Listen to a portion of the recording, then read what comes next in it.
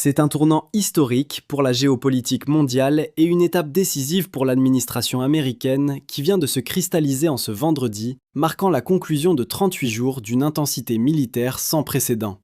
Hier soir, à l'heure précise de 20 h, le président Donald Trump a officialisé l'instauration d'un cessez-le-feu de 2 semaines. Un dénouement que la Maison-Blanche présente comme une victoire totale pour les États-Unis d'Amérique, rendu possible par l'action coordonnée du commandant en chef et de forces armées dont l'efficacité a surpris jusqu'aux observateurs les plus aguerris. Ce retrait temporaire des hostilités fait suite à l'opération Fureur épique, une campagne de frappe chirurgicale et massive initialement calibrée pour durer entre 4 et 6 semaines, mais dont les objectifs fondamentaux ont été atteints, voire surpassés, en un temps record de seulement 38 jours. Le régime iranien, dont la menace militaire et l'idéologie radicale étaient au cœur des préoccupations stratégiques de Washington, voit aujourd'hui son infrastructure de défense totalement démantelée. Selon les rapports officiels détaillés lors du dernier point de presse à la Maison-Blanche, la base industrielle de défense de l'Iran a été littéralement écrasée, annihilant pour de longues années la capacité du régime à produire et à exporter les armes qui, selon les termes de l'administration, servait à terroriser le monde et à frapper les intérêts américains. Ce démantèlement concerne en premier lieu la production de missiles balistiques et de drones à longue portée, un arsenal qui a été réduit à néant par une série de frappes d'une précision millimétrée. Les chiffres communiqués par les autorités sont éloquents et témoignent de l'ampleur du déluge de feu qui s'est abattu sur le territoire iranien. Plus de 450 frappes ont visé spécifiquement les sites de missiles balistiques, tandis que 800 interventions ont ciblé les unités de lancement de drones et les entrepôts de stockage. Au total, ce sont plus de 13 000 cibles stratégiques qui ont été neutralisées sur l'ensemble du territoire, paralysant l'appareil d'État iranien. Parallèlement à cette campagne aérienne, la marine iranienne, qui représentait autrefois une force de dissuasion majeure dans le golfe Persique, a été totalement anéantie. Les forces américaines ont envoyé par le fond plus de 150 bâtiments de guerre, incluant 16 classes complètes de navires de combat. Fait marquant de cette opération, l'Iran, qui s'enorgueillissait de posséder la plus grande force sous-marine du Moyen-Orient, ne dispose plus aujourd'hui du moindre submersible opérationnel. De plus, 97% de l'immense inventaire de mines navales, qui s'élevait à plus de 5000 unités, ont été détectés et détruits, garantissant ainsi une sécurité accrue pour la navigation commerciale internationale. Dans les cieux, le constat est tout aussi sans appel. Alors que l'armée de l'air iranienne effectuait entre 30 et 100 sorties quotidiennes avant le déclenchement de l'opération Fureur épique, ce chiffre est aujourd'hui tombé à 0. Les États-Unis ayant maintenu une suprématie aérienne totale et incontestée durant plusieurs semaines consécutives. Cette éradication des capacités militaires conventionnelles entraîne des conséquences directes et immédiates sur le plan politique et régional. L'Iran se trouve désormais dans l'incapacité technique de financer et de soutenir ses groupes terroristes alliés, sa logistique de distribution d'armes étant rompue. Plus crucial encore, Washington affirme que le chemin vers l'acquisition de l'arme nucléaire est désormais définitivement barré. Avant l'intervention, le régime iranien suivait une stratégie agressive consistant à déployer un bouclier militaire autour de ses frontières, utilisant ses missiles de courte portée et ses capacités sous-marines pour sanctuariser son territoire et poursuivre en secret ses ambitions atomiques. Ce plan, qualifié de maléfique par la présidence, a été physiquement détruit, tout comme les structures de commandement et de contrôle qui ont subi plus de 2000 frappes. L'élimination de nombreux hauts dirigeants, y compris l'ancien guide suprême l'ayatollah Ali Khamenei, a plongé le reste de la hiérarchie dans une paralysie totale, la plupart des chefs survivants étant désormais incapables de se déplacer librement ou de se réunir sans risque d'être localisés. Ce triomphe militaire, bien que spectaculaire, a néanmoins exigé un prix lourd. La nation américaine s'incline aujourd'hui devant la mémoire de 13 héros qui ont donné leur vie au cours de cet effort noble, un sacrifice suprême que le président Trump a promis d'honorer éternellement au nom d'une patrie reconnaissante. C'est cet avantage militaire décisif, fruit de la supériorité technologique et du courage des troupes, qui a permis à l'équipe de direction américaine d'entamer des négociations complexes et tendues. La stratégie de pression maximale a finalement conduit le régime iranien à solliciter, puis à accepter, une proposition de cessez-le-feu, sous la menace directe d'une escalade encore plus dévastatrice si le délai de 20 heures fixé par le président n'avait pas été respecté. Dans ce contexte de fragilité diplomatique, Téhéran a accepté de rouvrir le détroit d'Ormuz, une condition sine qua non posée par Washington pour la poursuite des discussions.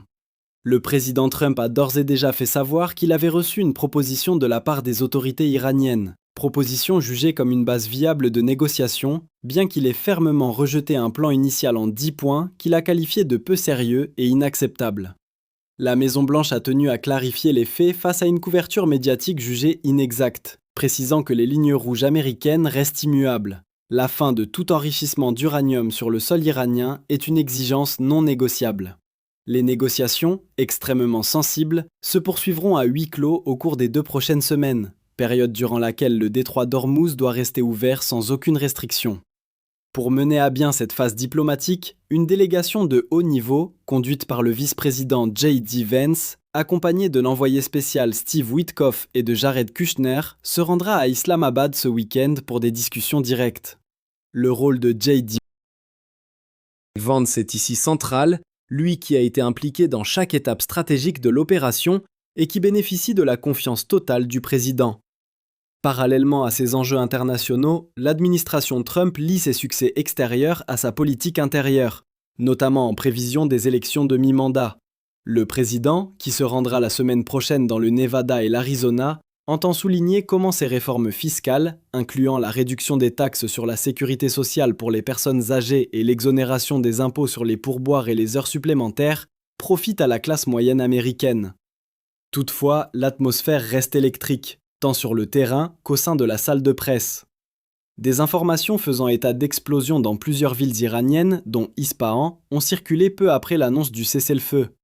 Si ces rapports sont encore en cours de vérification par les services de sécurité nationale, la porte-parole de la Maison-Blanche a rappelé que toute trêve est par nature fragile, d'autant plus que le démantèlement des centres de commandement iraniens rend la transmission des ordres difficile au sein de leurs propres rangs.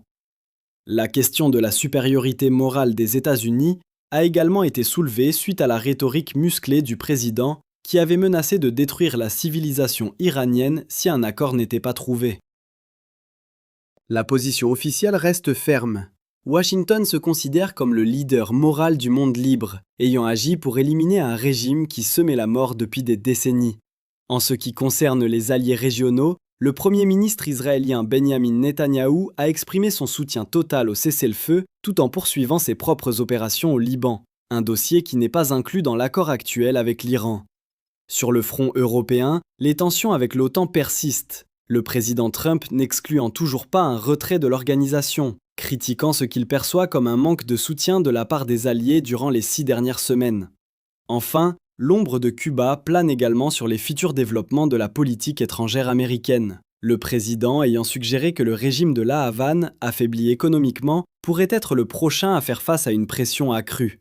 Alors que le monde observe avec une attention soutenue l'évolution de la situation au Moyen-Orient, l'administration américaine réaffirme que seul un accord plaçant les intérêts des États-Unis en priorité absolue sera accepté, concluant ainsi une séquence historique où la puissance militaire aura servi de levier à une diplomatie sans concession. Le message envoyé à la communauté internationale est clair. La détermination de Washington est totale. Et les résultats obtenus en seulement 38 jours redéfinissent les équilibres de force pour la décennie à venir. Les semaines qui s'ouvrent à Islamabad seront déterminantes pour savoir si cette trêve peut se transformer en une paix durable ou si elle n'était qu'un prélude à une nouvelle phase de confrontation. En attendant, les troupes américaines restent en état d'alerte maximale, prêtes à répondre au moindre manquement aux engagements pris par Téhéran, tandis que le détroit d'Ormuz commence à voir son trafic maritime s'intensifier, signe d'une reprise progressive de l'activité économique dans la région. La stratégie de la Maison-Blanche, mêlant force brute et négociations directes, semble avoir imposé un nouvel ordre, mais la complexité des enjeux et la multiplicité des acteurs régionaux, de l'Iran au Liban en passant par les partenaires de la coalition, obligent à une vigilance de chaque instant.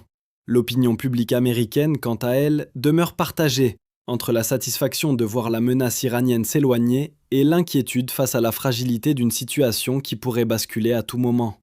Le voyage présidentiel prévu dans l'ouest des États-Unis sera l'occasion pour Donald Trump de consolider son assise politique en capitalisant sur ces événements, tout en rappelant que la sécurité de la nation reste sa priorité absolue. Chaque mot prononcé, chaque décision prise dans les prochaines heures aura un impact profond sur l'avenir du monde libre, dans un contexte où la diplomatie de la force semble être devenue la norme de cette nouvelle administration. La nation reste suspendue aux nouvelles en provenance d'Islamabad, espérant que le sacrifice des 13 soldats tombés au combat n'aura pas été vain, et que cette opportunité historique débouchera sur une stabilité concrète pour un Moyen-Orient tourmenté depuis trop longtemps par les velléités hégémoniques du régime de Téhéran. La surveillance minute par minute du détroit d'Ormuz par les forces navales américaines garantit pour l'instant que les conditions du cessez-le-feu sont respectées à la lettre, malgré les rumeurs d'instabilité interne en Iran.